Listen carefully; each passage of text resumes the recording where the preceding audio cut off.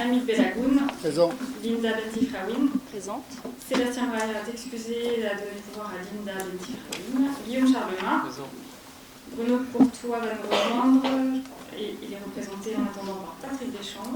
Manuela de Harojo est excusée, a donné le pouvoir à Pascal Lemoyle. Diana Badia. Patrick Duboc. Présent. Julien Dugnol. Salomé Duval. Présente. Bernadette Bruel. Présente. Sébastien Garçon. Présent. Hélène Caffi. Présente. Cécilia Cotane. Présente. Tania Cotane.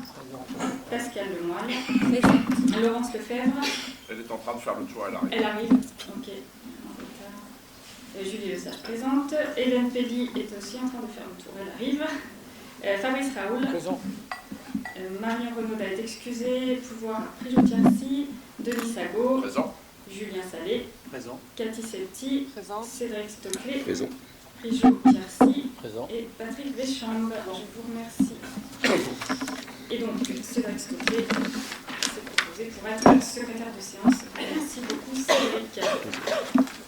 Alors, mes chers collègues, ce soir, nous sommes dans une configuration un peu particulière.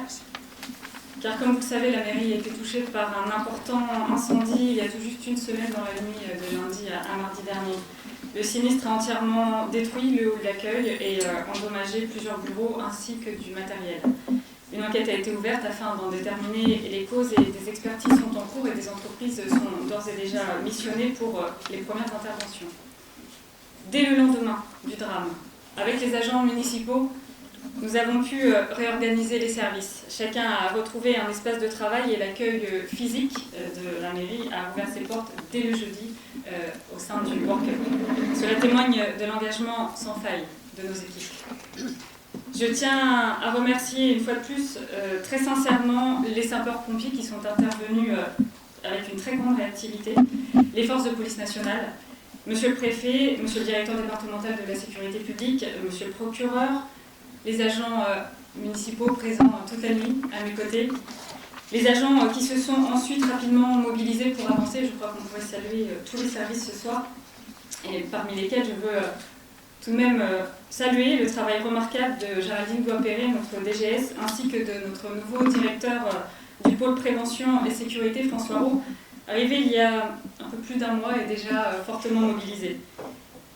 Les habitants, bien sûr, très nombreux qui nous ont immédiatement manifesté leur soutien, les entreprises locales, les commerçants, ainsi que les maires, élus et agents des collectivités voisines sont en train de recenser chacun d'entre eux, mais la liste est elle aussi très longue. Cet acte est inadmissible. Il a visé un symbole, le symbole de notre République. C'est notre bien commun qui a été attaqué. Et c'est précisément parce qu'il s'agit de notre bien commun que nous devons faire front ensemble et remettre en fonctionnement sans attendre les services destinés à la population. Chaque habitant est concerné. C'est pourquoi nous devons nous mobiliser pour leur garantir un accueil efficace et une continuité du service public. C'est aussi pour cette raison que j'ai souhaité maintenir la tenue de ce conseil municipal. Certes, dans des conditions particulières, puisque vous l'avez constaté, ce sera sans les outils numériques habituels. Les votes se feront à main levée.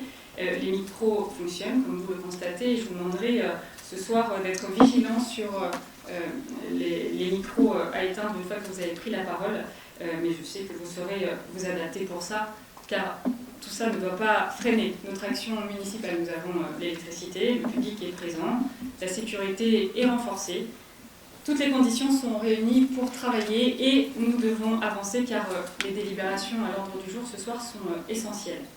D'abord, on verra plus tard, mais la convention de déport des images de vidéoprotection du CSU vers la police nationale. Vous comprendrez qu'au vu du contexte, cette mesure ne peut plus attendre. C'est précisément ce type d'équipement qui permet à la police nationale d'intervenir rapidement en cas de situation critique. Et ça n'attend pas. Ensuite, la décision modificative du budget qui vise notamment à soutenir les charges de personnel, que ce soit des heures supplémentaires réalisées depuis l'incendie, ou des renforts rendus nécessaires, mais nous aurons l'occasion d'y revenir plus tard. Nous devons également voter ce soir les premiers investissements, en attendant les indemnisations de l'assurance. Là encore, il nous faut agir sans délai, et ça non plus, ça n'attend pas. C'est donc sur la base de ces deux priorités que j'ai pris la décision de maintenir ce conseil municipal aujourd'hui, sans compter les nombreuses délibérations qui font vivre notre commune. Vous l'aurez également constaté, ce soir, plusieurs documents ont été distribués sur table, un nombre plus important que d'habitude. On verra au moment du vote de l'ordre du jour, mais si cela pose problème, n'hésitez pas à nous le signaler au moment du vote pour qu'un report puisse être envisagé le cas échéant. Et puis nous avons sur table ce soir un document supplémentaire remis à la demande des commerçants. Vous le retrouvez aussi dans les documents mis sur table. Pour les rassurer déjà, je souhaite leur dire que des mesures particulières de sécurisation du bâtiment ont été rendues nécessaires et c'est pourquoi la place a été entièrement fermée aussitôt l'incendie déclaré. Et très rapidement, nous avons pu rouvrir une partie de la rue, celle qui va vers Petit Couronne, et nous faisons tout pour que rapidement nous puissions réouvrir la place comme il se doit, mais qu'il soit rassuré. Et nous avons aussi des agents de tranquillité publique qui passent régulièrement dans le secteur, j'ai envie de dire, mais qui sont aussi très présents. Donc, soyez rassurés, mesdames et messieurs les commerçants et mes chers collègues, nous avons su ensemble dans l'épreuve montrer notre capacité de réaction. Continuons dans cet esprit d'unité et de responsabilité. Je vais... Est-ce qu'il y a des prises de parole, bien sûr? Alors, on éteint bien. Mesdames, Messieurs les élus, mes chers collègues du conseil municipal, mesdames et messieurs les agents municipaux, chers habitants de Grand Couronne, c'est avec une profonde tristesse et une vive indignation que je prends la parole aujourd'hui, au nom des élus du groupe Grand Couronne Dynamique Solidaire et Durable, suite à l'incendie qui a ravagé le hall d'accueil de notre mairie dans la nuit du 15 au 16 septembre dernier. Cet acte odieux, dont l'origine criminelle est privilégiée par les enquêteurs, a non seulement détruit une partie emblématique de notre bâtiment communal, mais il a aussi frappé au cœur de notre démocratie locale et de notre vie collective. Nous condamnons fermement cet acte criminel, inqualifiable et lâche, qui porte atteinte à un lieu central de notre vie communale. La mairie n'est pas seulement un édifice administratif, elle est le symbole de notre engagement commun pour le bien public, un lieu de service et de proximité pour tous les Couronnais. Attaquer ce lieu, c'est attaquer l'ensemble de nos valeurs républicaines, liberté, égalité, fraternité. En ces moments difficiles, je tiens à exprimer, au nom de notre groupe, notre soutien total et inconditionnel au personnel municipal qui œuvre chaque jour avec dévouement pour notre ville, malgré les circonstances actuelles. Vous avez été touchés dans votre quotidien professionnel et nous saluons votre résilience face à cette épreuve. Notre solidarité va également à l'ensemble des élus, quelle que soit leur sensibilité politique, car nous sommes tous concernés par la défense de notre institution face à un tel acte. Nous espérons vivement que le ou les coupables soient rapidement interpellés et condamnés avec la plus grande fermeté, afin que justice soit rendue et que la sérénité revienne dans notre commune. Les forces de l'ordre et la justice ont tout notre soutien pour mener cette enquête à bien. Face à cet événement tragique, les élus de notre groupe restent déterminés à œuvrer pour le bien-être des Couronnais et pour la remise en état de notre mairie, dans l'intérêt de tous. Nous appelons à la vigilance et à la solidarité de chacun pour surmonter cette épreuve et continuer à faire vivre notre commune. Je vous remercie pour votre attention. Y a-t-il d'autres paroles? Je vais mettre au voix, alors sans transition comme souvent, l'adoption du procès-verbal du 18 mars 2025. Souvenez-vous que là nous votons à main levée. Y a-t-il des votes contre? Des abstentions? Je ne vois pas, c'est donc adopté à l'unanimité, je vous remercie. Je mets au voix, même question, le PV du 17 juin 2025. Y a-t-il des votes contre? Des abstentions? C'est donc adopté, je vous remercie.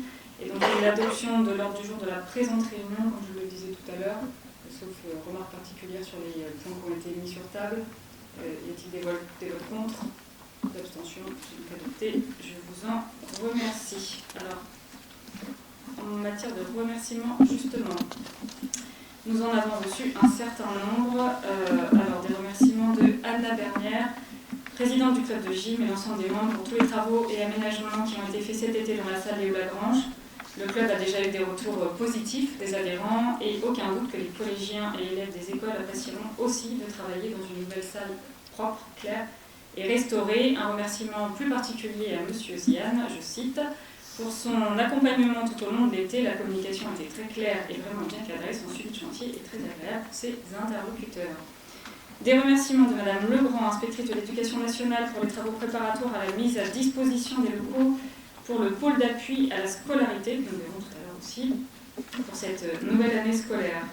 Des remerciements de la part du président de la métropole Rhône-Normandie, Nicolas Maillard-Rossignol, pour la collaboration de notre commune et des équipes municipales au Festival Spring, qui a permis à ce projet de remporter un très large succès. L'amicale de l'école de police de Wattel nous remercie pour le prêt d'une scène permettant d'accueillir les musiciens participant à leur deuxième fête de la musique le 2 juillet dernier. Cela leur a permis d'organiser un très bel événement. Remerciements du CHI Elbeuf-Louviers, Val-de-Reuil et l'association M pour les dons versés dans le cadre d'Octobre Rose et qui ont permis de financer des équipements de confort pour les patientes opérées d'un cancer du sein. Remerciements d'un jeune stagiaire pour l'accueil qui lui a été réservé dans les services. Son stage a été très intéressant et lui permet une expérience importante pour son orientation professionnelle. Et enfin, un message de remerciement d'une habitante de la Sécomile, pour la coordination et le passage des services techniques de la ville après celui de l'entreprise d'Espace Vert. Le clos a désormais belle allure. Voilà pour les nombreux remerciements. En informations diverses, sachez que le président du Conseil national des villes actives et sportives nous a informé du renouvellement de notre labellisation ville active et sportive de Laurier.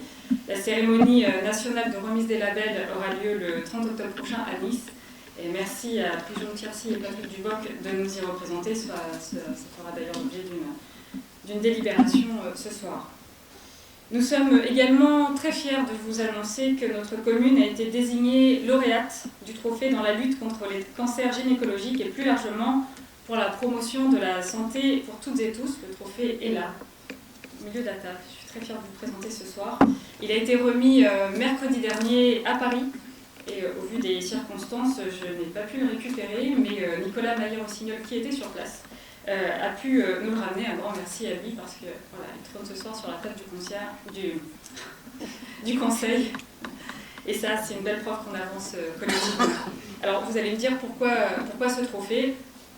Rapidement, depuis 2021, avec la création du service santé, nous avons fait de la prévention une priorité, avec des expositions, des marches roses, des rencontres littéraires, des conférences, tout ça dans le cadre d'Octobre Rose, première édition 2021, qui a été soutenue aussi par une collecte de dons grâce à l'implication des commerçants locaux. Et puis en 2022-2023, nous avons renforcé cet élan avec une soirée d'ouverture autour d'un spectacle de sensibilisation, la création de la Couronnaise avec ses courses, sa marche en forêt et ses stands d'information, et la mise en place du mois sans tabac également.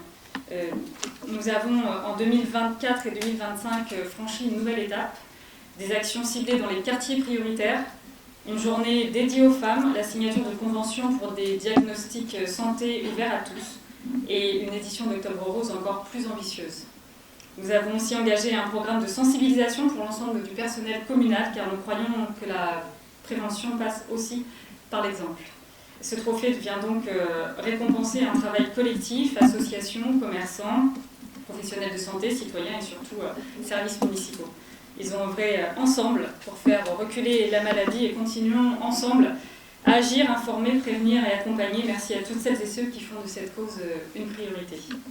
Et puis un dernier mot en information relatif au Forum des associations qui s'est tenu début septembre avec un succès fou puisque nous avons accueilli plus de 3500 visiteurs, toujours plus nombreux chaque année. C'est la preuve que ce rendez-vous est attendu, utile et essentiel pour les habitants avec plus de 70 stands cette année, de nouvelles associations, de nouveaux clubs dynamiques et des récompenses. Notre ville montre une fois de plus sa vitalité associative. Merci encore une fois à tous les bénévoles, les organisateurs et bien sûr les services municipaux qui participent à cette belle énergie. Voilà mes chers collègues ce que je peux vous dire. On peut applaudir.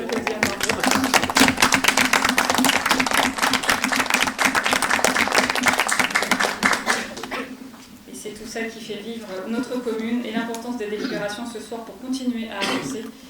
Et donc nous allons entamer la première délibération de la Direction Générale des Services avec le règlement intérieur des cimetières. Un peu moins gai, mais il faut que ça passe. Guillaume.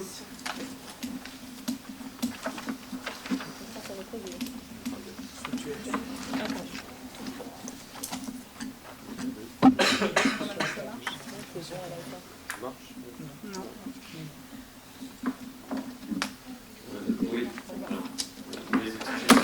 Par ailleurs, de commencer par une délibération qui concerne les cimetières, mais pour nous, c'est aussi important que pour les vivants, et dans le cadre de l'aménagement de l'espace cinéraire du cimetière de Grand-Couronne, la ville s'est dotée d'une colonne du temps au jardin du souvenir, permettant d'apposer une plaquette d'identification individuelle pour les cendres qui sont dispersées. La plaque est normalisée, fabriquée et gravée avec l'année de naissance, le décès, le nom, le prénom du défunt, par le prestataire qui a été choisi pour une uniformité esthétique et pour garantir l'homogénéité de l'écriture. La plaquette sera à charge des familles qui en manifesteront la volonté. Une fois réalisées, celles-ci seront posées par les services de la ville, assurant ainsi une installation conforme et respectueuse du site. Cette plaquette est donc d'une taille de 12 cm sur 6 et d'une valeur de 15 €. Merci Guillaume. Est-ce qu'il y a des remarques sur cette délibération? On passe au vote. Est-ce qu'il y a des votes contre? Des abstentions? C'est donc adopté. Je vous remercie. On passe à l'engagement dans la COP 2030 pour Fabrice Raoul. Alors, il s'agit ici de renouveler notre engagement, un engagement qui date de la COP 21, organisée par Rouen Normandie, la métropole, et qui a conduit la commune à s'engager dès 2018 en adoptant des actions à réaliser en faveur de la réduction des émissions de gaz à effet de serre, de la réduction des consommations d'énergie, des ressources et de la préservation de la biodiversité. Il y avait au total une centaine d'actions.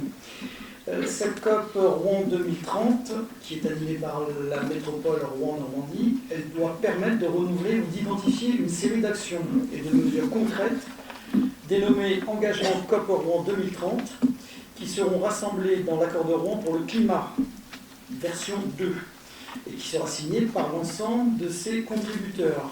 Cette signature a lieu lundi prochain, le 30 septembre 2025.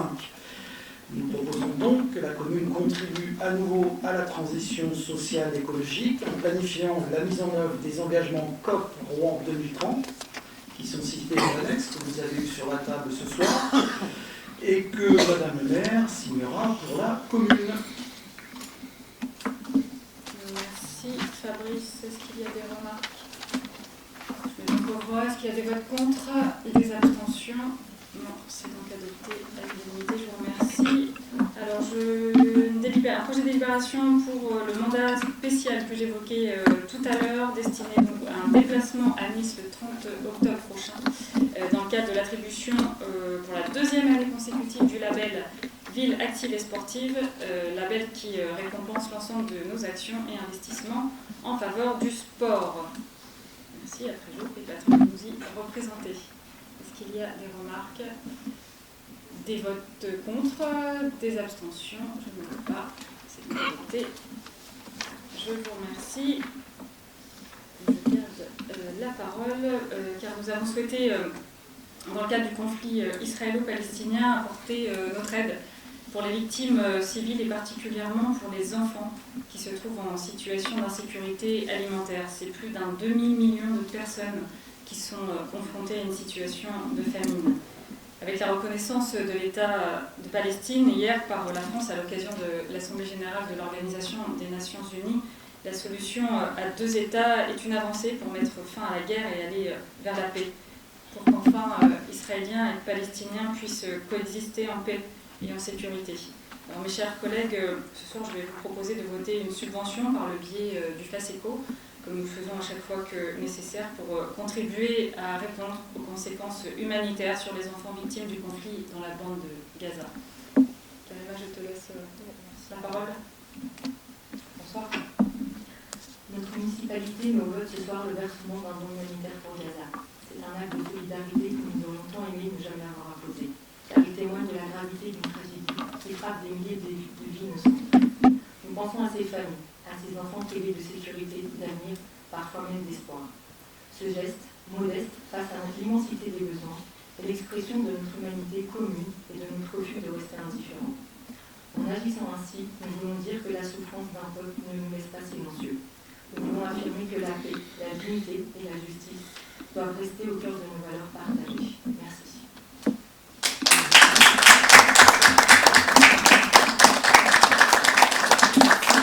Merci Karima. Est-ce qu'il y a des remarques sur le municipal? Madame le maire, mesdames et messieurs les élus, ce soir nous ne pouvons que nous féliciter de la délibération proposée. Face à la tragédie humaine qui est en cours à Gaza, face au génocide, nous pouvons dire, qui se déroule sous les yeux du monde entier, chaque contribution est bienvenue. Permettez-moi ce soir de citer Albert Camus. La paix est le seul combat qui mérite d'être mené. Ce n'est plus une prière, mais un ordre qui doit monter des peuples vers les gouvernements, l'ordre de choisir définitivement entre l'enfer et la raison. Hier, lors d'une conférence tenue au siège des Nations Unies, Emmanuel Macron, en effet, a annoncé au nom de la France la reconnaissance officielle d'un État palestinien dans le cadre d'une solution prévoyant 2 États. Cette décision, bien que tardive, intervient malgré les menaces inacceptables de représailles formulées par le gouvernement israélien d'extrême droite, qui bénéficie du soutien de l'administration de Donald Trump. Cette dernière s'est une nouvelle fois opposée à une résolution du Conseil de sécurité de l'ONU, laquelle exigeait un cessez-le-feu immédiat, la réouverture des corridors humanitaires et la libération sans condition des otages israéliens encore retenus. Cette reconnaissance historique répond à des décennies de lutte du peuple palestinien pour obtenir un État viable, garantissant une vie digne et libre. Bien que symbolique, cet acte doit s'accompagner de mesures concrètes pour mettre fin aux exactions perpétrées par le régime de Benyamin Netanyahou, qualifié de colonialiste et génocide, qui viole impunément les principes fondamentaux du droit international, notamment humanitaire. Face à l'urgence de la situation, des sanctions s'imposent pour contraindre le gouvernement israélien à cesser les sévices infligés aux Palestiniens de Gaza, soumis à un blocus et à la famine, ainsi qu'aux violences et humiliations subies par ceux de Cisjordanie occupée. La suspension immédiate des livraisons d'équipements militaires, l'arrêt des accords de coopération, notamment économique, avec Israël, et une action diplomatique forte en faveur du déploiement urgent de forces d'interposition sont essentielles pour que la France affirme concrètement son engagement en faveur de la paix au Proche-Orient.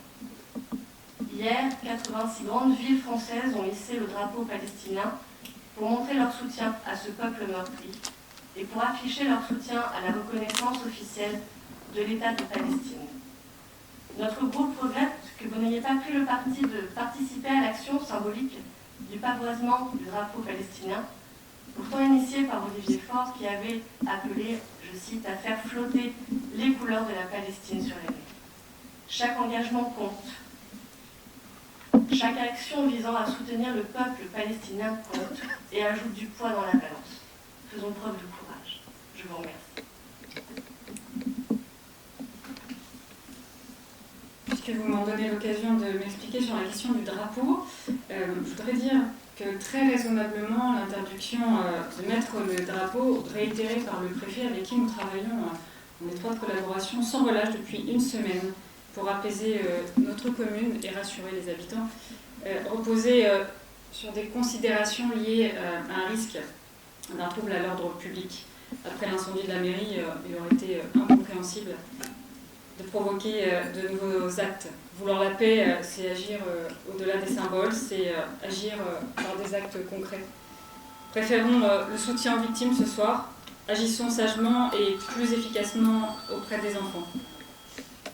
Agissons comme nous allons voter ce soir avec une aide et une subvention que nous allons voter, plutôt qu'avec un drapeau mal posé sur une façade incendiée. Voilà ce que je voulais dire par rapport au drapeau. Je vais donc... Une remarque? Non, pas de remarque. Mal posé quand même, le drapeau. Je suis pas sûr qu'il aurait été mal posé. Mais je comprends. Sur la façade incendiée, c'était quand même pas le meilleur endroit pour le mettre. Mais bon, puisque vous polémiquez encore sur un sujet comme celui-là, je vous laisse à vos propres polémiques. Il y a eu une subvention, il y a eu quelque chose. On la vote, ouais. Voilà, Je ne comprends pas. saluer, Comment vous pouvez faire de la politique sur ça? J'aimerais rajouter que quand tout le monde c'est était inacceptable. frileux d'en parler, on en a C'est constamment inacceptable. parlé. Il y a eu une subvention d'une certaine somme. Là, vous avez Et écouté le malgré texte ça, de Salomé Duval, je suis pas d'accord. Ne faites pas de la politique. Pour rejoindre les propos de mon... Il y a eu une subvention qui a été proposée. Pourquoi vous mettez en cause notre engagement par rapport à ça? Je comprends pas. Je comprends pas. Non, mais il n'y aura pas eu de drapeau, il n'y aura pas eu de subvention, j'aurais compris. Arrêtez avec vos... C'est le sujet trop sensible et trop grave en fait pour faire de la polémique. Vous faites de la politique à 250. Franchement, c'est... Nous saluons. Et jusqu'à présent, je pense que vous savez, Vous faites de la politique sur... même quand tout le monde était frileux, C'est on vraiment a toujours eu cette prise de parole pensée pour la Palestine ici. Non, Julie, On n'a c'est pas bon. attendu Julie, l'accord de M. quelquefois, Faure. continue le débat. Ah non, moi je ne tolère pas. Je ne tolère pas. Je ne tolère pas. C'est bon, Julie, c'est bon, vas-y. J'ai pas nommé spécialement M. Dugnol. J'ai pas. C'est bon, Julie passe à... Je vais donc mettre aux voix cette délibération. Est-ce qu'il y a des votes contre? Des abstentions? C'est donc adopté à l'unanimité. Et je vous en remercie. On passe au pôle des ressources administratives avec le réseau de proximité des finances publiques. Pour Guillaume Charlemagne.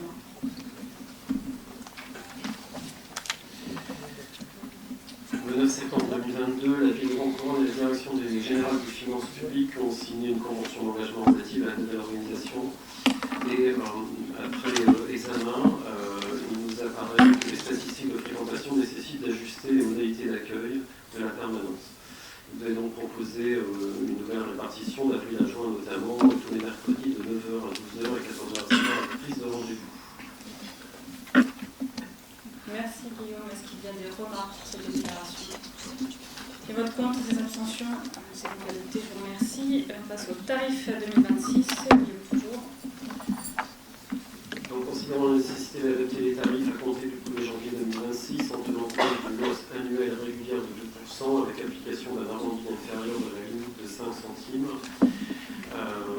pour une lisibilité de certains tarifs pour les usagers, il est proposé d'adopter les tarifications dans les annexes qui sont jointes, de l'annexe 1 avec les tarifs de restauration, centre de loisirs, séjour et animation de quartier, accueil, palais scolaire et crèche, annexe 2, animation de loisirs, location de salles, location d'avant-scène, spectacle, atelier culturel et bibliothèque, annexe 3, côte de logement, concession cimetière, prestations funéraires, transport, jumelage, marché et animation de marché, activités commerciales, stationnement, carte publicitaire, et l'annexe 4, les tarifs du centre aquatique Génie et la salle de remise en forme. Merci Guillaume. Est-ce qu'il y a des remarques de Denis Lago? Madame la maire, mes chers collègues, la délibération qui nous est présentée aujourd'hui prévoit une hausse systématique de 2% de l'ensemble des tarifs municipaux à compter du 1er janvier 2026. Je tiens à exprimer ici mon opposition ferme à cette mesure car elle va directement nuire au pouvoir d'achat des habitants de Grand-Couronne. Nos concitoyens subissent déjà de plein fouet l'inflation. L'énergie, l'alimentation, les transports, chaque mois, le budget des familles est un peu plus serré. Dans ce contexte, leur demander de payer davantage pour la cantine, le périscolaire, la crèche ou les activités culturelles et sportives, c'est une double peine. Cette hausse uniforme de 2% pose par ailleurs un problème d'équité. Elle ne distingue pas entre les services essentiels, comme la petite enfance et la restauration scolaire, et des services plus accessoires. Une famille avec 2 enfants scolarisés qui fréquentent la cantine et le centre de loisirs verra sa facture augmenter significativement. Vous faites sans doute ce choix pour des questions de lisibilité des tarifs, mais ce qui est le plus lisible pour les habitants, c'est l'impact sur le portefeuille. Or, dans le détail, vous ne fournissez aucun chiffrage concret. Quel sera le coût supplémentaire moyen par foyer?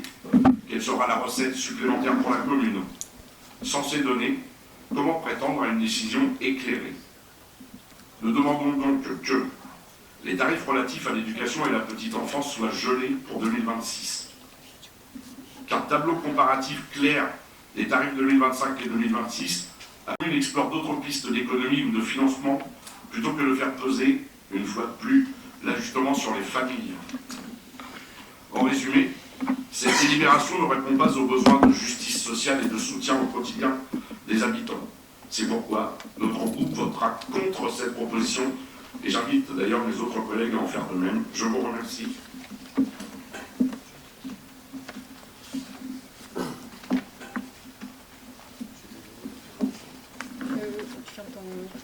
Pardon.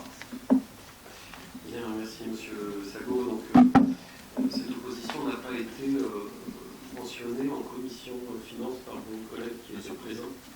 En tout cas, pas clairement. Quelles sont les pistes, Monsieur Sago, que vous avez d'économie dans la ville? Merci. Vous retournez toujours à la même question, Monsieur Charles. C'est-à-dire que vous êtes au courant de la ville. Moi, je vois juste le porte-monnaie des habitants. Je comprends que vous voyez porte-monnaie des habitants, c'est ce qu'on regarde aussi. J'ai l'impression que vous êtes un peu seul quand je vous pose une question. Seul, on va plus vite, mais ensemble, on va plus loin. Là, vous n'allez pas bien loin, encore une fois. Donc, vous êtes dans la critique. Vous êtes dans la critique intempestive, sans nécessairement nous dire qu'est-ce que vous proposez pour la ville. Donc, je vous répète que pour moi, vous n'avez pas de solution à apporter, mis à part apporter des critiques sur la politique. Concernant la cantine, je pense qu'on est loin d'être d'accord avec vous. Je vais laisser Carla peut-être répondre. Effectivement, tous les ans, les familles m'interpellent suite aux propos qu'ils peuvent entendre. Donc je le rappelle, on va arrêter d'effrayer les familles. Les tarifs sont ondulés en fonction du calcul du taux de participation et en fait on peut parler en montant. Alors je suis vraiment désolée parce que je parle d'approximatif, je n'ai pas le montant exact, mais si un repas est compté à 0,86, et ben, parfois il arrive à 0,90. Le montant le plus haut à 3,20, et ben, on passe à 3,25. Donc on a peur on fait peur à des familles et puis finalement quand on exprime en montant, on est sur autre chose. Donc il faut être très subtil, parce que derrière, il y a des personnes qui peut-être peuvent retirer aussi leur enfant de la cantine. Et quand ils voient le montant, ils se disent « Ah oui, mince, tout ça pour si peu ». Donc soyons vigilants quand on parle de ces choses-là, s'il vous plaît. Merci.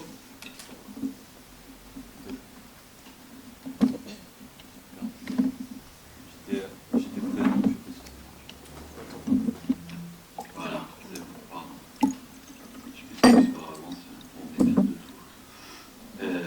J'étais présent à la commission des finances et je crois que c'est ma collègue Souda Bacour qui est absente aujourd'hui et qui a relevé la question du tarif des 2%. Alors évidemment, j'entends les arguments, on parle parfois de quelques centimes sur des tarifs à 0,80 centimes d'euros. Ça reste 2%. Ça reste 2%, quel que soit le tarif. Et dans un contexte où, depuis ce quinquennat Macron, finalement, l'ensemble de notre population, et encore plus les populations ouvrières comme celle de Grand Couronne, subissent de plein fouet la crise du pouvoir d'achat, l'absence de revalorisation des salaires. Nos habitants n'ont pas eu d'augmentation salariale de 2% tous les ans depuis 5 ans. Parce qu'il est question de ça aujourd'hui. Nous sommes en train d'augmenter de 2% par an depuis 5 ans. Et à ma connaissance, il n'y a pas beaucoup d'entreprises, et en tout cas pas les fonctionnaires, qui ont eu ces augmentations. Alors certes, il faut le relativiser pour le ramener, faire une raison au prix du tarif payé, mais néanmoins c'est 2% de plus, et c'est du pouvoir d'achat en moins, et ça je pense qu'on en est tous convaincus. Sur le programme, parce que je vois que M. Charlemagne est inquiet, il est impatient de lire le programme que proposera notre groupe, on vous le fera parvenir, ne vous inquiétez pas, vous l'aurez en premier dans la boîte de lettres dès qu'il sera imprimé, je pourrais vous en faire la lecture si vous le souhaitez, il n'y a pas de souci, on sera là pour ça. Oui, juste avant de revenir sur la cantine, peut-être, on se rejoint peut-être en partie, mais pas surtout, le programme, je préfère le recevoir en version numérique si ça ne me dérange pas, ça me permettra de le résumer encore plus vite qu'en version papier. Est-ce que, si je peux me permettre,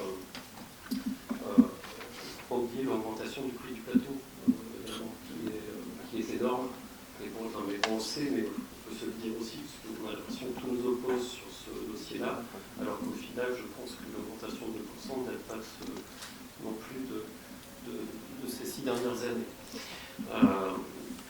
Donc, l'augmentation du plateau est énorme, et en effet, on a pour objectif, à l'image de l'assistant sur ce point, d'éviter l'impact maximum sur les familles. Effectivement, quand on parle de la réduction du plateau type, donc il y a des personnes qui siègent, il y a des enfants.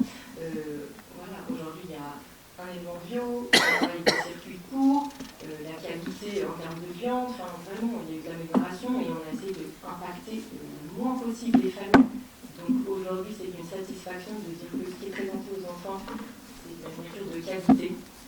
Et justement, je ne veux pas qu'on a peur des familles, je veux que les enfants puissent continuer de manger à la cantine, parce que parfois, malheureusement, c'est aussi un seul vrai repas équilibré auquel l'enfant peut prétendre. Donc soyons vraiment vigilants sur ce sujet. Je comprends qu'on puisse en débattre sur plein de choses, mais la subtilité, les mots ont leur importance. Merci.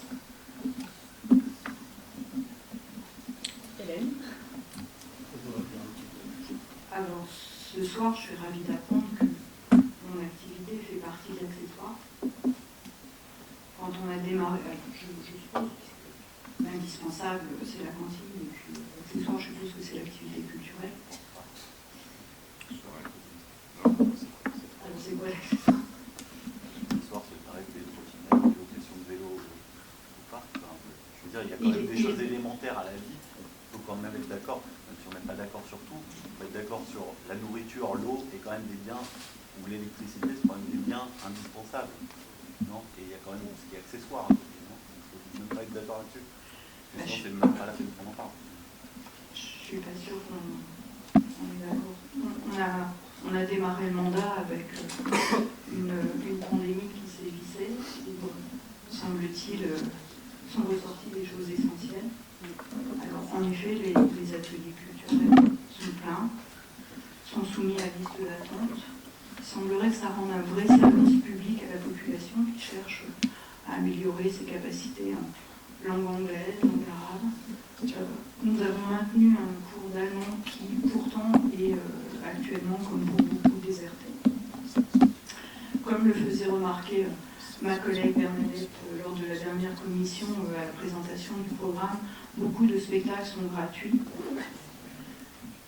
J'espère en effet que cet élan culturel, j'ai pu avoir l'occasion vendredi d'aller rencontrer les habitants qui, devant une expo, nous disaient que ça leur faisait du bien.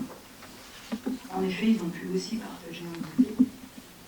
Mais cet élément-là est très au-delà de l'accessoire, de l'essentiel. Il semblerait que en CAS, le sport était vital, contrairement à la culture. C'est ce sur quoi s'est exprimée Mme Bacot. Là, il va falloir vraiment qu'on ait une conversation sur ce sujet, puisque l'augmentation des ateliers culturels ne semblait pas faire polémique, puisque vous avez voté pour au dernier conseil municipal, mais que le sport soit, lui, tout à fait essentiel.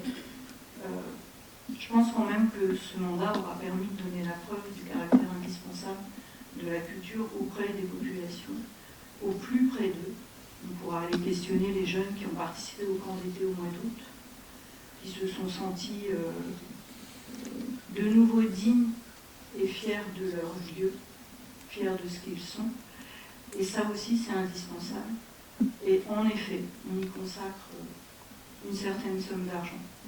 Peut-être qu'on a fait le choix aussi de continuer à soutenir le CRD pour les mêmes raisons.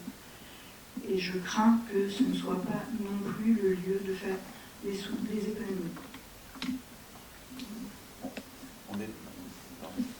On est totalement d'accord avec vous, Hélène, parce que néanmoins, dans le contexte qu'on vient d'évoquer, on sait parfaitement aussi que pour beaucoup de familles, lorsque les temps sont durs, lorsqu'il n'y a pas assez d'argent dans le porte-monnaie, la culture, c'est souvent la première chose sur laquelle ils vont rogner. C'est moins de cinéma, moins de théâtre, moins de concerts, parce que quand on n'a pas le choix, on n'a pas le choix. Et je ne pense pas qu'il y ait procès d'intention à faire un autre groupe, d'autant que sur les précédentes majorités, parce que le groupe était co-dirigé avec nous, cette commune, elle a été parmi les premières, avec Jean Salène, à créer un conservatoire de musique. Elle a été parmi les premiers par la commune à créer des ateliers culturels. Tous les ateliers de langue avaient qui a été évoqué il y a quelques instants, existait déjà bien avant et depuis très longtemps. Donc, entièrement d'accord aujourd'hui pour dire que la culture est essentielle, tout comme le sport est vital, mais effectivement, dans une période où le pouvoir d'achat est restreint, attention et partage à ce que on ne mette pas de côté, et en tout cas on n'empêche pas notre famille de participer comme ça, mais là-dessus on se rejoint totalement. Je voudrais dire un petit mot. Moi, je voulais vous dire simplement, j'ai eu l'occasion d'aller voir un peu les repas que les gamins prennent dans les écoles. Et moi, j'étais agréablement surpris de voir la qualité des menus qui sont servis aux gamins. Certes, ça fait une augmentation de 2%, c'est vrai, hein, c'est dur pour tout le monde. Mais contrairement à certaines communes, nous, on n'a pas enlevé un plat sur le plateau. Alors qu'il y a certaines communes qui n'ont pas augmenté, mais qui ont enlevé soit le fromage, soit l'entrée, soit le pain. Alors voilà, il faut choisir, à un moment, il faut choisir. C'est vrai. Merci Voilà. Patrick. Merci pour ces précisions. Et j'entendais justement perte de pouvoir d'achat, des salaires non revalorisés. N'oublions pas que c'est aussi, c'est surtout la faute du gouvernement. On entend très peu taper sur ce gouvernement. Alors je vais donc mettre voix, donc si j'ai bien compris, 7 votes contre. Y a-t-il des abstentions? C'est donc adopté, je vous en remercie. On passe à la décision modificative sur le budget principal. Guillaume. Oui, donc vous avez une délibération sur table due aux événements récents. On s'excuse pour ces délais, mais bon, voilà, la lenteur, un coût et la rapidité rapportent. Donc merci au service encore une fois de la réactivité. Le budget de la décision modificative s'équilibre à 627 710 € en section de fonctionnement et à 900 635 € en section d'investissement. Donc je vous épargne la lecture des tableaux. Vous précisez que les charges personnelles s'élèvent à 286 000 € afin de renforcer l'action de la collectivité en matière de tranquillité publique et afin de permettre la continuité de service aussi au regard des congés pour indisponibilité physique. Une enveloppe supplémentaire est nécessaire pour les besoins à la suite de l'incendie. Donc vous avez en effet un renfort informatique et sécurité qui sont en complément ajoutés. Et en attendant les assurances qui vont nous rembourser une avance, qui nous remboursent uniquement, si j'ai bien compris, les frais de nettoyage actuellement, nous allons abonder de 500 000 € une réserve d'investissement pour réparer les dégâts le plus rapidement possible. Concernant les recettes de fonctionnement, au chapitre 13, atténuation de charges, un total de 66 708 € qui permet de réaliser certaines recettes afférentes aux sommes perçues dans le cadre d'accidents du travail et de congés paternité. Le chapitre 70, des produits de service, une somme de moins 12 950 € qui retrace les différentes évolutions en matière de mise à disposition des parts à la retraite d'un agent du CIVU et de nouveaux agents affectés en cours d'année au CCAS. Au-delà des autres entrées qui sont peut-être moins significatives, sauf pour celle de 150 000 € pour un enregistrement des indemnités et des assurances à la suite de sinistres, j'en viens aux recettes d'investissement. Au chapitre 10, dont et legs a enregistré une baisse de 179 275 € à la suite de la modification des conditions d'éligibilité de certaines sommes, impliquant une diminution du montant perçu à ce titre. Les opérations d'ordre correspondent au virement de la section de fonctionnement pour 954 784 € dans la continuité de recherche de financement engagée par la collectivité. Le projet d'écoparc comprenait une réalisation d'un parking qui a pu être intégralement financé par le mécénat pour un montant de 125 000 €. Pour les dépenses d'investissement, au chapitre 20, une mobilisation corporelle en 25 enregistrée. On va au chapitre 21, une mobilisation corporelle. Un total de 768 483 € est enregistré en raison d'un renouvellement de matériel de centre technique, notamment une cuve de distribution carburant. Une enveloppe également prévisionnelle, je disais en introduction, de 500 000 € est nécessaire pour engager les travaux de reconstruction des parties endommagées dans l'incendie de la mairie. L'opération d'ordre 7 000 € alimentera une dotation aux amortissements des subventions en investissement perçus. Merci. Est-ce qu'il y a des remarques?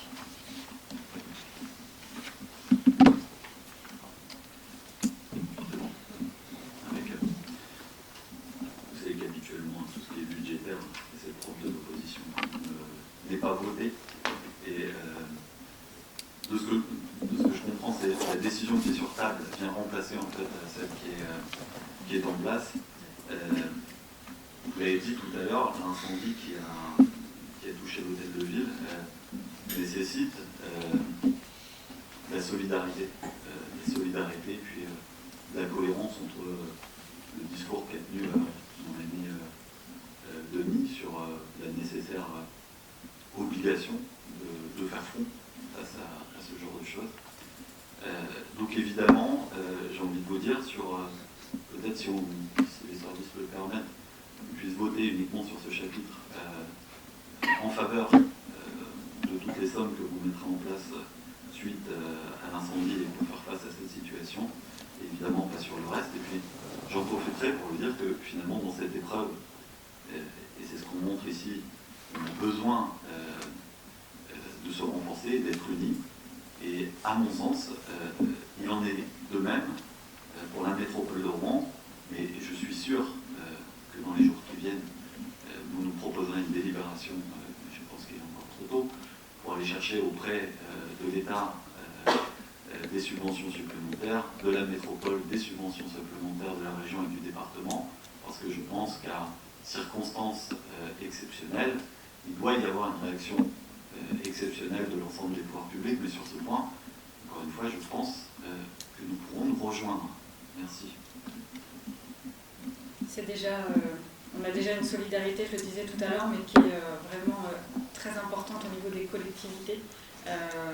Beaucoup se sont mobilisés, j'aurai l'occasion d'y revenir parce qu'on est en train de les lister toutes et ça arrive aussi au fur et à mesure, donc on aura l'occasion de le faire et on sollicite évidemment déjà l'État pour d'éventuelles subventions. Donc je note sur les votes la dissociation sur le principe. Alors, vote distinct, c'est ça ou non on note au PV en fait la distinction sur les montants qui sont alloués aux investissements nécessaires à la reconstruction. Donc, je pose quand même la question, y a-t-il des votes contre, des abstentions? On ne va pas s'être adopté. Je vous en remercie. On passe aux admissions en non-valeur. Guillaume Charlemagne, toujours. Oui.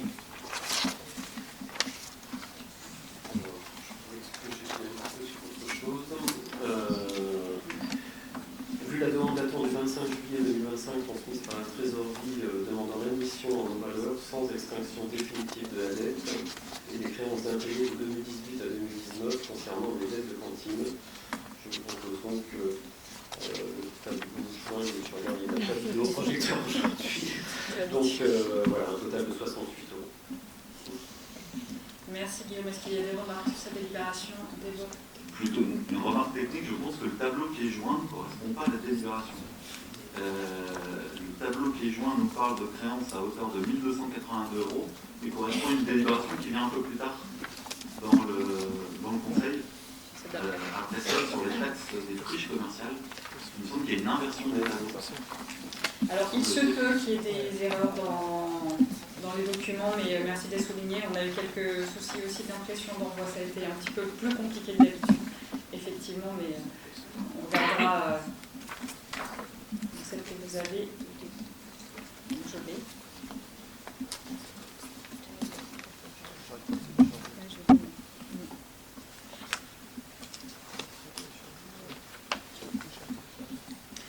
Donc sur cette délibération, avec les bons montants, est-ce qu'il y a des votes contre, des abstentions? C'est donc adopté, je vous remercie. On passe donc à la délibération sur les taxes, sur les friches commerciales. Alors il est proposé au Conseil municipal de reconduire la constitution de la taxe annuelle sur les friches commerciales. Donc voilà, ça a été voté l'année dernière, donc reconduire pour l'année 2020.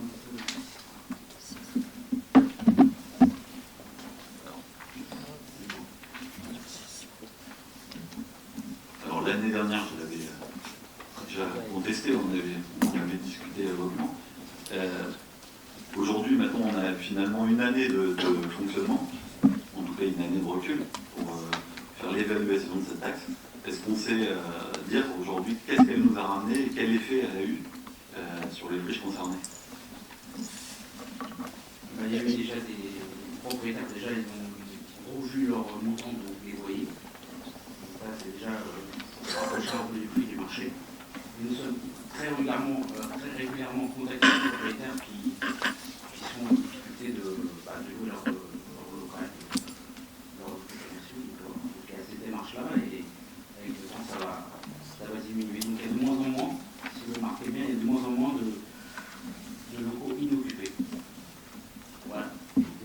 faudrait qu'il y ait des faits comme on ne peut pas laisser, je sais qu'à une époque, même le mandat précédent, il y avait un certain nombre de locaux inoccupés, et c'était quand même un sujet important. Donc voilà, je vais quand même préciser.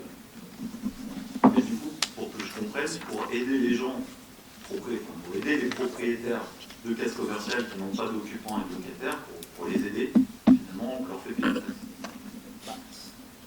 Encore une fois, il faut que ces propriétaires s'alignent sur le prix du marché. Donc des fois, c'est pas trop le cas. Il y a des propriétaires qui en veulent un peu plus, ce qui peut expliquer justement qu'il y a des locataires. Et nous, on veut aussi protéger aussi le futur commerçant, qui signe un bail commercial avec un loyer excessif qui est très loin du prix du marché. Donc vous, c'est peut-être pas votre préoccupation, mais il faut aussi se préoccuper aussi des futurs investisseurs par rapport à cette. Voilà. Donc, je pense que cette taxe a mis en place un certain nombre d'améliorations dans ce sens. Voilà.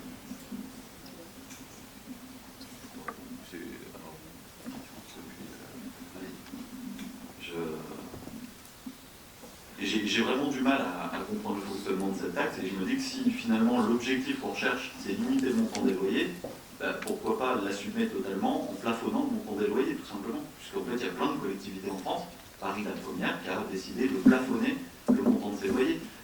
En soi, quelle légitimité a la commune finalement pour essayer de tenter à coup de taxe de faire baisser le prix d'un loyer dont on voit que c'est inefficace, puisqu'on retrouve les mêmes personnes que l'année dernière. Donc on peut se poser la question de l'utilité de la taxe, hormis faire rentrer un petit peu d'argent, mais en plus on parle de sommes qui restent minimes malgré tout dans le budget de la collectivité. Je pense qu'on ne va pas aller très loin dans ce débat. Déjà, il y a eu, je pense pas que ce soit les 4 propriétaires qui soient concernés l'année dernière. Donc il faut quand même, je pense, lutter contre les locaux inoccupés. Il y a une taxe qui a été proposée par le gouvernement. Il y a beaucoup de communes finalement en place. Aujourd'hui, quand on regarde le ratio entre le nombre de locales sur la commune, je pense qu'on a un bon ratio aujourd'hui. Donc il faut continuer dans cet élan et tout simplement, il n'y a pas à ajouter. Il faut aussi j'essaie de comprendre un peu. Il y a une taxe qui a été proposée par le gouvernement pour justement inciter les propriétaires à revoir leur montant du loyer. Oui, mais je voulais pas rentrer là-dedans. Donc peut-être qu'avec cette taxe que les propriétaires vont verser, peut-être qu'ils vont se remettre en cause pour dire voilà, on est quand même un peu loin du prix du marché. Ils vont peut-être penser à diminuer le prix du loyer et pourquoi pas avoir des nouveaux investisseurs qui vont justement s'intéresser à leur local. Donc l'idéal que d'accord, Tanner. Voilà, et puis, ce que Tanner ne précise pas, mais la taxe, elle n'est pas systématique non plus. Si le propriétaire justifie qu'il recherche un occupant, elle n'est pas... Mais justement, quand je prends le tableau, et c'est ce qui m'a choqué, finalement, le tableau concerne une propriété avenue La Garrigue au 88, pour lequel je crois que l'ancien commerçant est parti en lui laissant des dettes assez faramineuses sans payer de loyer. Et aujourd'hui, ce propriétaire de bien est taxé alors qu'il y a un grand panneau à vendre sur son commerce. Donc je me dis, voilà un monsieur qui essaye de vendre pour faciliter le commerce et faciliter l'accès, et donc pour l'aider, on lui fait payer une taxe. C'est bien ça. Je peux dire quelque chose? Moi, je connais bien le propriétaire des locaux dont vous parlez. La raison aujourd'hui pour laquelle il ne les vend pas, c'est que c'est un prix exorbitant. Pour cause, mon gars s'est renseigné pour éventuellement acheter les locaux. Je ne vous donnerai pas le montant, mais c'est astronomique. Donc voilà la raison pour laquelle ce commerce-là n'est pas vendu. Ça revient donc à ce que disait Tanner tout à l'heure. Est-ce qu'il y a des votes contre, des abstentions?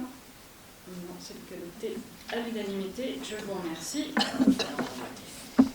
On l'a voté comme l'an dernier. Mais oui, tout ça pour ça en fait. C'est important de comprendre. Il y a un grand panneau à vendre, je me dis. Vous connaissez nos numéros de téléphone, vous pouvez nous appeler quand vous voulez, il n'y a pas de problème.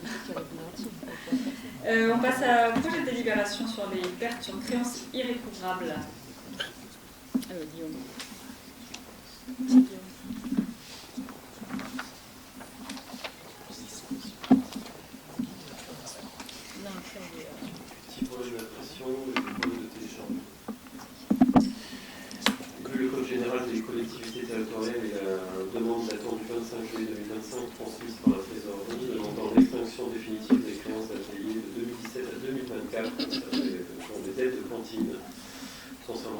dossiers de surendettement, on a un montant d'une hauteur de 1282,97 €. Merci Guillaume. Et donc du coup on en revient au premier tableau qui était dans la mauvaise délib.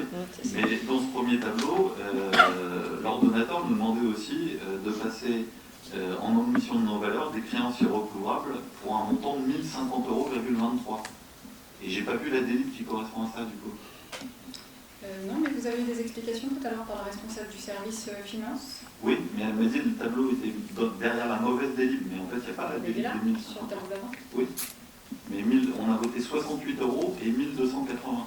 Et l'ordonnateur nous demande 1050,23 €. Et on les a sur le tableau, avec la délibération. Les 1053... C'est pas la délibération, ça c'est le courrier de l'ordonnateur.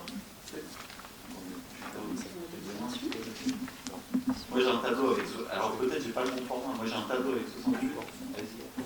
Pardon, je suis désolé, j'arrive pas. Bon, c'est pas grave.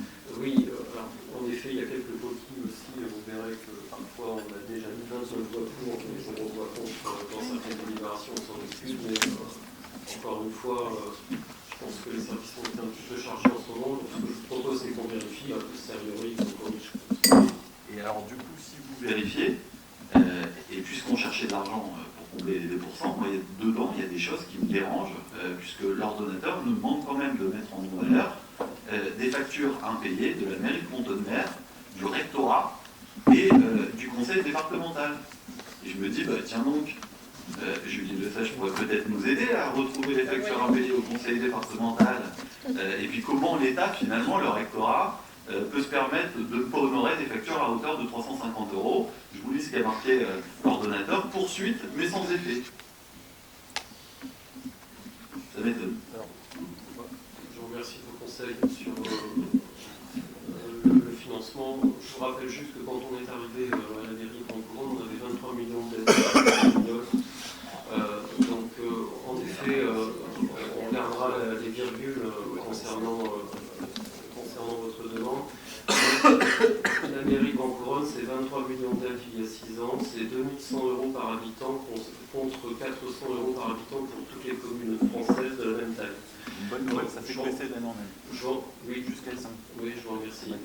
Mais c'est l'état dans lequel la ville était pour le groupe que vous avez soutenu, que vous soutenez encore. Donc je vous remercie de vos conseils, on y prendra compte. Merci. Y a-t-il donc des votes contre cette délibération? Des abstentions? Non, je n'en vois pas, c'est donc adopté, je vous remercie. On passe aux créations, suppression de postes, la mise à jour du tableau des effectifs. Comme habituellement, est-ce qu'il y a des remarques? Des votes contre, des abstentions? C'est donc adopté, je vous remercie. Un projet de délibération pour l'adhésion en convention de participation prévoyance et santé souscrite par le centre de gestion 76, puisque le centre de gestion a souscrit une convention donc, pour le risque de prévoyance et santé auprès de la MNT, la mutuelle nationale territoriale, pour une durée de 6 ans. Convention qui a pris effet au 1er janvier 2023 pour se terminer au 31 décembre 2026. Donc il vous est proposé d'adhérer à cette convention de participation et d'en fixer les montants de participation financière de la collectivité à hauteur de 7 € par agent par mois. On passe à la mise à disposition, convention de mise à disposition auprès du CCS. Donc il vous est demandé d'autoriser à signer les différents actes administratifs relatifs à une mise à disposition du CCS auprès de la résidence autonome pour 2 emplois permanents de catégorie C pour effectuer des missions techniques donc à compter du 1er octobre 2025 pour une durée de 3 ans. Est-ce qu'il y a des remarques, des votes contre, des abstentions? C'est donc adopté. Je vous remercie. On passe au pôle don de l'enfant avec la convention Carder. Et pour Linda. Bonsoir à tous. Alors, je vous propose de renouveler la convention avec l'association Carder sur l'année scolaire 2025-2026. Cette association intervient dans les écoles pour des ateliers de sensibilisation à l'environnement en partenariat avec le pôle des temps de l'enfant. Merci Linda. Est-ce qu'il y a des remarques sur cette opération? Des votes contre, des abstentions, c'est donc adopté. Je vous remercie. On passe à la distribution de chocolat. Karima. Alors, afin de soutenir l'objectif du vivre ensemble et partager les moments conviviaux dans les écoles, la commune souhaite, comme tous les ans, offrir des chocolats à tous les élèves des écoles maternelles et élémentaires pour les fêtes de fin d'année. Merci Karima. Des remarques sur cette délibération. Des votes contre, des abstentions. C'est donc adopté à l'unanimité. Je vous remercie. Le dispositif petit déjeuner à l'école. C'est Karima. Un dispositif qui repose sur la volonté des communes soutenues par l'éducation nationale. Donc, comme on disait, il y a des enfants qui ne peuvent pas toujours bénéficier de petits déjeuners. En tout cas, le petit déjeuner équilibré. Donc, c'est l'accès aussi au premier repas de la journée. Donc, on soutient fortement ce dispositif pour les écoles qui en rêvent. Donc, pour le coup, on a l'école Picasso et l'école Victor Hugo, à laquelle on a vraiment voulu soutenir ce dispositif et proposer à tous les enfants pour pallier aux difficultés liées aux inégalités sociales. Merci. Merci Karima. Est-ce qu'il y a des remarques, des votes contre, des abstentions? Je n'en vois pas. C'est donc adopté. Je vous en remercie. On passe à la collecte des huiles usagées dans les écoles. Pour Hélène Caffi. Donc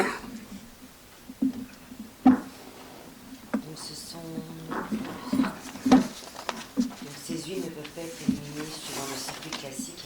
Elles doivent être collectées et éliminées dans un procédé spécifique. Et elles ne peuvent pas non plus être mélangées avec d'autres types de déchets. Donc elles seront stockées dans des fûts et du coup emmenées et recyclées par NJR HFR. Donc il s'agit d'une promotion. Merci Hélène. Est-ce qu'il y a des remarques sur cette délibération? Des votes contre, des abstentions? C'est donc adopté à l'unanimité. Je vous remercie. À la signature d'une convention pour le pôle d'appui à la scolarité.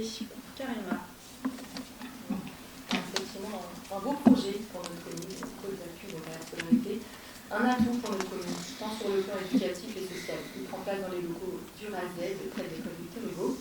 Donc l'objectif de ce pôle d'appui à la scolarité consiste à apporter une aide et soutien à tout élève qui rencontre une difficulté d'accès au savoir et aux compétences. La ville de Montauban a été sollicitée et nous avons un rôle de soutien à la Nous en sommes très très fiers. Pour aller plus loin, parce que ça me fait plaisir, donc c'est un soutien, mais c'est aussi avoir l'accès au savoir, aux compétences. C'est pouvoir une égalité des chances, une aide aux élèves en difficulté scolaire. Mais c'est aussi un très très fort soutien aux familles. Un relais précieux, vraiment précieux pour les parents qui ne peuvent pas toujours accompagner les devoirs. C'est de la prévention, du décrochage scolaire, la cohésion sociale, et puis ça valorise aussi la commune, une image d'une ville solidaire, engagée dans la réussite, vraiment éducative et surtout dans l'avenir de sa jeunesse. Merci. Merci Karima. Est-ce qu'il y a des remarques? Des votes contre, des abstentions? Donc c'est donc adopté. Je vous en remercie. Toujours dans les beaux projets avec la mise en place de club coup de pouce. Karima. Effectivement, je confirme un très très beau projet. Donc coup de pouce. Dès que j'ai découvert tout de suite un très début. Donc coup de pouce, c'est favoriser la réussite scolaire de tous. L'origine socio-économique ne saurait déterminer les trajectoires scolaires des élèves et l'égalité des chances et le principe directeur de notre action.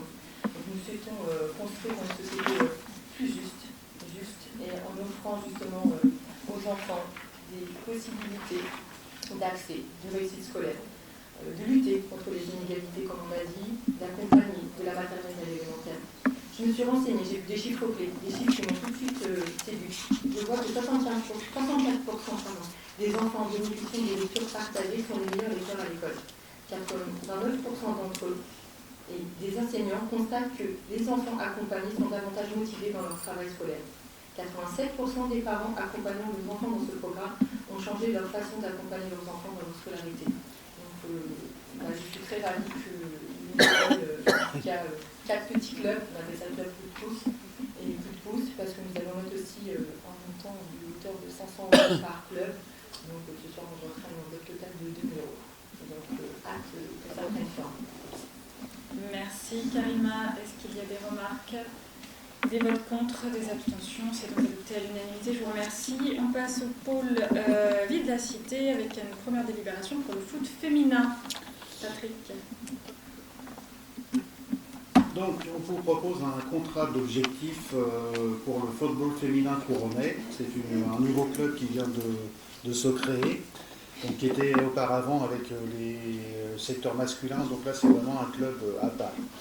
Donc la municipalité a pour objectif de soutenir le développement de la pratique sportive et des actions visant à promouvoir l'égalité d'accès au sport, notamment pour les femmes. L'association du football féminin couronnais nouvellement créée s'inscrit dans cette dynamique en proposant des actions concrètes visant à structurer et renforcer durablement la pratique du football féminin sur le territoire. Donc on a prévu un contrat d'objectif sur 3 ans avec un montant de 3 000 € par an, de façon à ce qu'ils partent d'une trésorerie pratiquement à zéro. Donc pour les aider à fonctionner, on a donc fait ce contrat d'objectif et on avait également fait le nécessaire au niveau du district de football de Normandie pour qu'ils puissent obtenir les numéros d'agrément au niveau de la Fédération française de football. Donc ça a été fait en un temps record pour qu'ils puissent démarrer la saison dès septembre. Voilà. Très bien. Merci Patrick. Tu coupes ton micro et bravo aussi aux volontaires féminins dont on parle peu en ce moment. Y a-t-il des remarques sur cette délibération? Des votes contre, des abstentions? C'est donc adopté à l'unanimité. Je vous remercie. Subvention de fonctionnement aux associations couronnaises pour Prigeot.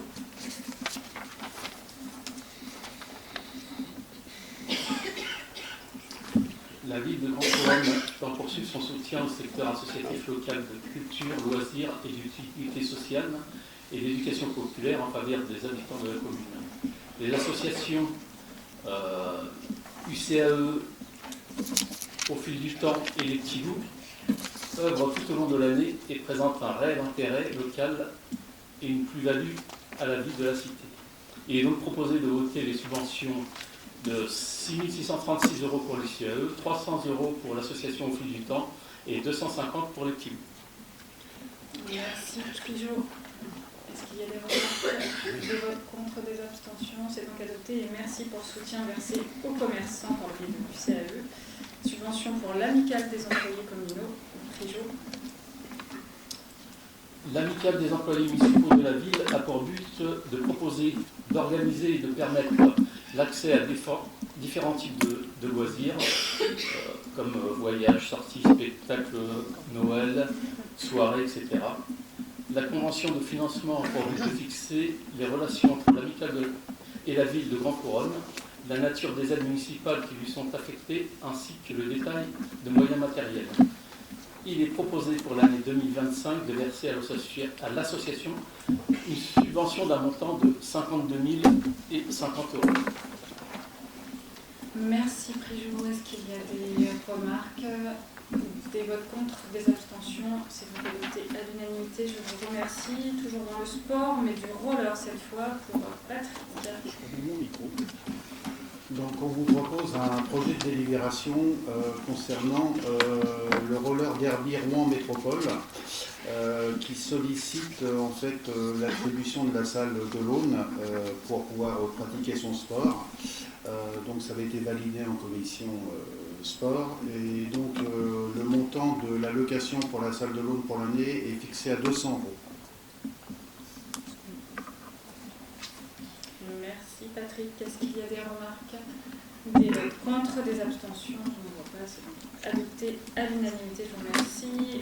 Mise à disposition de notre piscine. Pour donner suite à la demande du service départemental d'incendie et de secours de la Seine-Maritime, afin d'organiser les épreuves de natation des concours externes de caporal de sapeurs-pompiers professionnels au centre aquatique Alex Jamy, il convient de rédiger une convention de mise à disposition de cet équipement dans le but de déterminer les conditions d'utilisation et de location.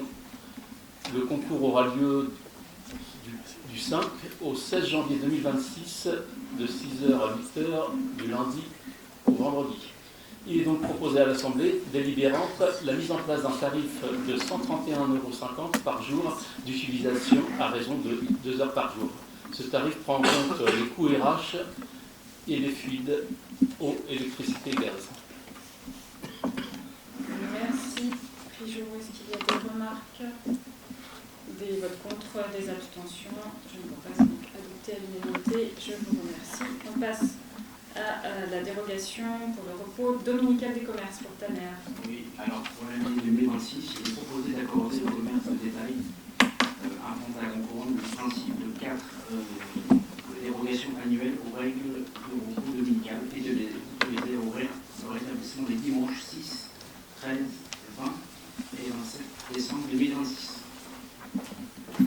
Merci, Taner. Est-ce qu'il y a des remarques, des votes contre, des abstentions? C'est donc adopté à l'unanimité. Je vous remercie. La taxe locale sur la publicité extérieure, Taner. Donc, comme chaque année, la ville apporte une exonération sur la taxe d'enseigne pour les commerçants qui ont une enseigne à moins de 7 000 carrés. Pour l'équivalent de cette dynamique d'exonération. Voilà. Merci, Taner. Est-ce qu'il y a des remarques? Pas des votes contre, des abstentions. C'est donc adopté à l'unanimité. Je vous remercie. On passe au pôle des solidarités avec le label Ville Amie des aînés pour Pascal Lemoine. Depuis son adhésion au réseau francophone Ville Amie des aînés en décembre 2024, la ville a engagé une démarche participative en faveur des seniors. Donc, des ateliers ont été organisés avec les habitants, les acteurs locaux et les partenaires afin d'identifier les besoins et les attentes des seniors sur la commune. Et cette dynamique a conduit aussi à la création d'un conseil des seniors en juin dernier. Donc, tous les travaux ont permis d'élaborer un plan d'action structuré autour de 4 axes prioritaires, donc qui sont alors favoriser les déplacements, encourager la mobilité, renforcer le lien social et valoriser la place des aînés dans la cité, améliorer l'accès à l'information et impliquer les seniors dans le développement économique local. Donc, ce plan vise à améliorer la qualité de vie des aînés, encourager leur participation à la vie locale et adapter les politiques publiques au vieillissement de la population. Donc, nous proposons de valider ce plan dans le cadre de la démarche Ville Amie des aînés. Merci, Pascal. Est-ce qu'il y a des remarques? Des votes contre, des abstentions? C'est donc adopté à l'unanimité. Je vous remercie. La convention avec le CAPS pour l'atelier de vie quotidienne, Pascal. Alors, l'atelier de vie quotidienne et de communication accueille principalement des femmes immigrées ou migrantes afin de renforcer leur autonomie grâce à l'apprentissage des savoirs de base. Donc, il favorise l'accès aux droits, l'insertion, la lutte contre l'isolement et offre un espace d'échange entre les femmes de tout horizon pour faciliter leur intégration et leur permettre de devenir actrices de leur parcours. Donc, nous vous demandons de bien vouloir autoriser Madame le maire à renouveler cette convention avec le CAPS. Merci, Pascal. Est-ce qu'il y a des remarques, des votes contre, des abstentions? C'est donc adopté à l'unanimité. Je vous remercie. La labellisation des espaces sans tabac. Pascal. Alors, la ville s'est engagée dans une politique de santé publique en promouvant des modes de vie favorables à la santé. En partenariat avec la Ligue contre le cancer, elle a lancé en 2024 les premiers espaces sans tabac devant plusieurs lieux fréquentés tels les écoles, les crèches, centres de loisirs, locaux jeunes, etc. Donc, face aux enjeux du tabagisme, la ville souhaite étendre ce dispositif à d'autres sites, donc comme les salles culturelles, la mairie, le CCAS, le work-up, la résidence autonomie, le hip-hop, le CRD, la ludothèque, le CTM et l'épicerie sociale. Donc, les objectifs sont clairs: prévenir l'initiation au tabac chez les jeunes, créer des espaces publics sains et conviviaux, protéger l'environnement des mégots et encourager des comportements favorables à la santé. Merci, Pascal. Est-ce qu'il y a des remarques? Des votes contre, des abstentions? C'est donc adopté à l'unanimité. Je vous remercie. On continue avec Pascal pour la mise à disposition d'un logement, l'association Welcome. Donc, la ville soutient les familles en cours de régularisation en leur apportant une aide alimentaire, une aide à la restauration scolaire et un accompagnement social au CCAS. Depuis 2022, elle appuie également l'association Welcome qui propose un hébergement temporaire aux personnes migrantes en attente d'une décision institutionnelle tout en les accompagnant dans les démarches administratives. Grâce à ce dispositif, plusieurs familles ont pu être régularisées et dans la continuité de cet engagement, la ville propose de reconduire son aide en mettant à disposition de l'association à titre gracieux un logement de 70 mètres carrés pour l'accueil temporaire de personnes migrantes ou demandeuses d'asile. Donc, nous vous remercions de bien vouloir autoriser Madame le maire à renouveler cette convention. Merci, Pascal. Est-ce qu'il y a des remarques, des votes contre, des abstentions? C'est donc adopté à l'unanimité. Je vous en remercie. Toujours Pascal pour des actions en matière de promotion de la santé, de la prévention de la santé toujours. Alors, l'examen de prévention de santé est un dispositif gratuit destiné en priorité aux personnes éloignées du système de santé ou en situation de précarité. Il permet de faire le point sur la santé avec des professionnels, de renforcer la prévention, d'améliorer le suivi médical et de détecter précocement certaines pathologies. Donc,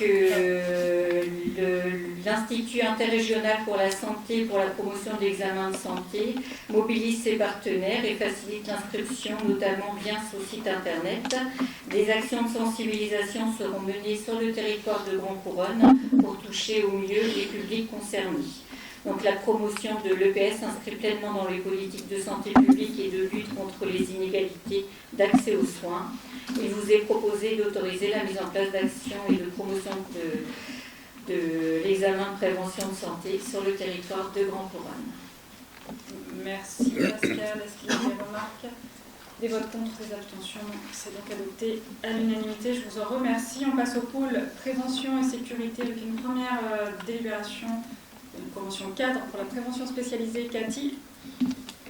Donc, depuis le 1er janvier 2017, la métropole est compétente en matière de prévention spécialisée et à ce titre en définit la politique de son territoire. En date du 23 juin 2025, le conseil d'administration du CAPS a informé la métropole de sa cessation volontaire de l'activité de prévention spécialisée sur le territoire de Grand Couronne. Donc, la métropole a lancé un appel à manifestation d'intérêt en date du 3 juillet 2025 au vu du transfert de l'autorisation en application de l'article du Code de l'action sociale et des familles. Donc, par arrêté du 1er août 2025, l'autorisation habilitation donnée au CAPS a été transférée à l'association de prévention et de la région d'Elbe-Vienne, donc l'ARC. Cette habilitation nécessite la conclusion d'une nouvelle convention tripartite.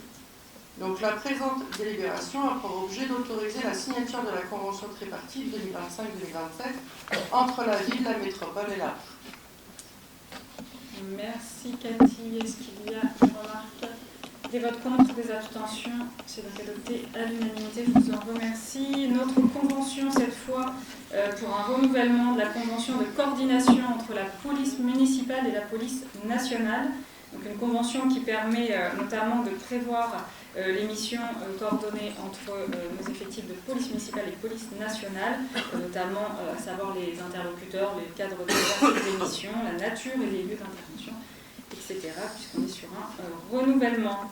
Est-ce qu'il y a des remarques, des votes contre, des abstentions? Je ne vois pas.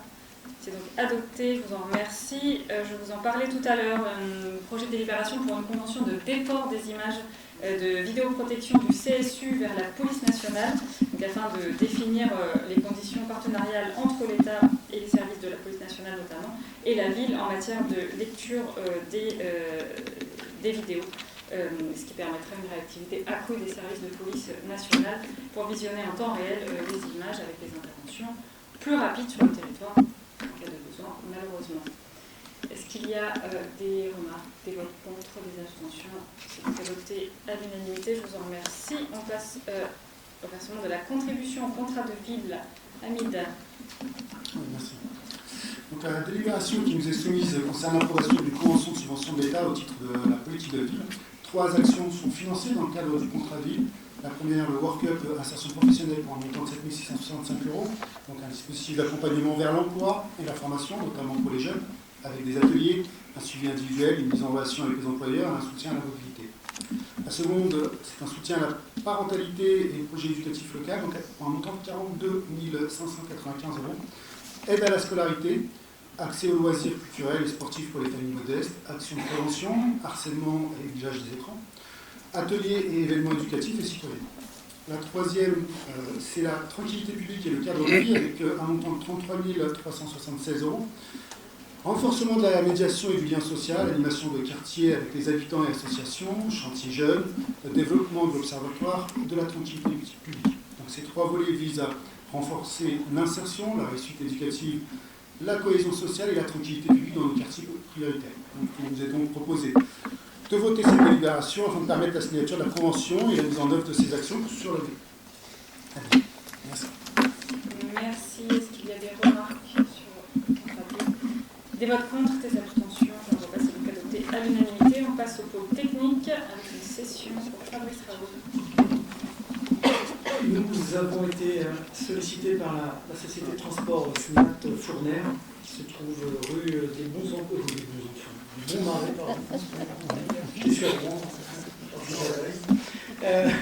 rue du Bon Marais, c'est une parcelle qui se trouve juste en face de leur terrain, avec un double avantage, à savoir un petit revenu foncier qui va tomber dans les caisses de la mairie, 18 000 €, et puis aussi un entretien de cette parcelle qu'on oublie parfois.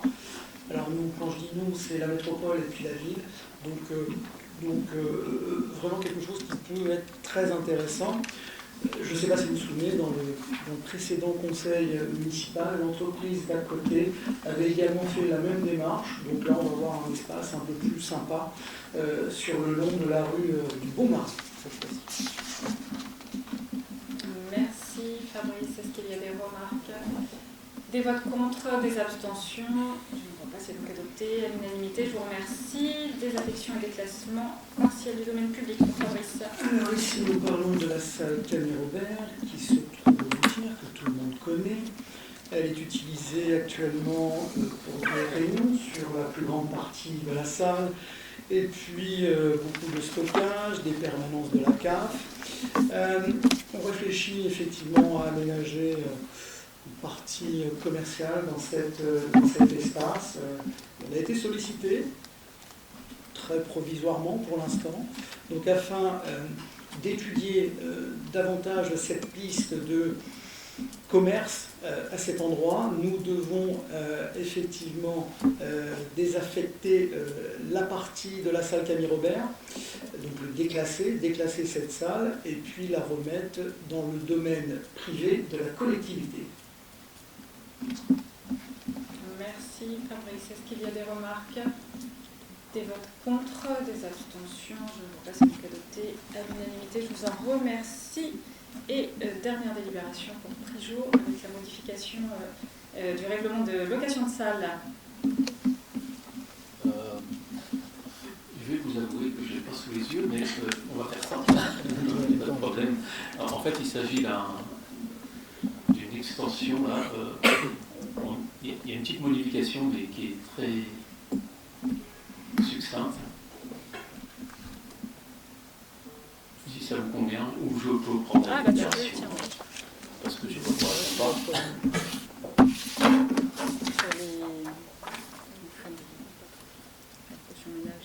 Oui, il y a les cautions. Alors, si je dois vous lister les modifications, il y a le numéro de téléphone qui change, l'adresse mail.